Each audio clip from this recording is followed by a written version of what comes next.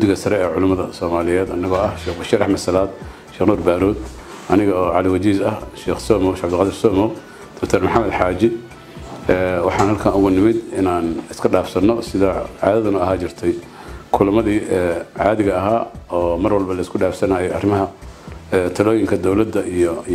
culimada maartay iska dhaafsan arrimaha qaranka arrimo aad u muhiim ah runtii oo ra'iisul wasaaraha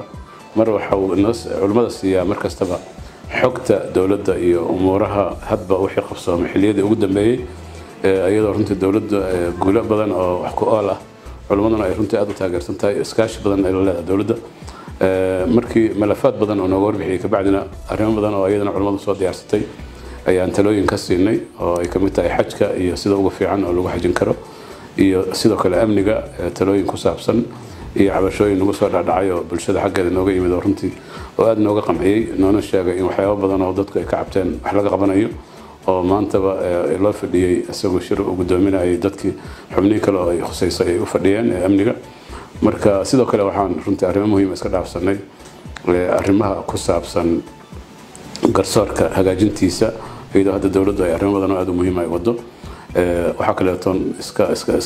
iska dhaafsan araa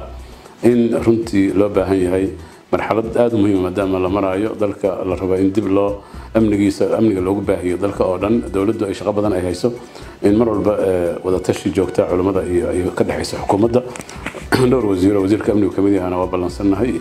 oo runtii arrimo badan aan la wadaagayno oo arrimaha qaarkood ra'iisul wasaaruhu runtii hawl kastaba dhinacyada ay khusaysa ayuu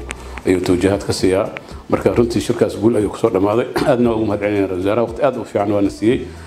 Soomaalidana waxaan ugu bashaareynaa insha Allah inay xukuumadoodu ay runtii arrimo badan oo istiraatiiji oo muhiim ah oo dalkan wax badan ka bedel doona inay gacanta ku hayso ilaahay waxaan ka baryaynaa dalka inuu hagaajiyo ummadana isu keeno doobo sallallahu alayhi wa sallam Muhammad wa ala alihi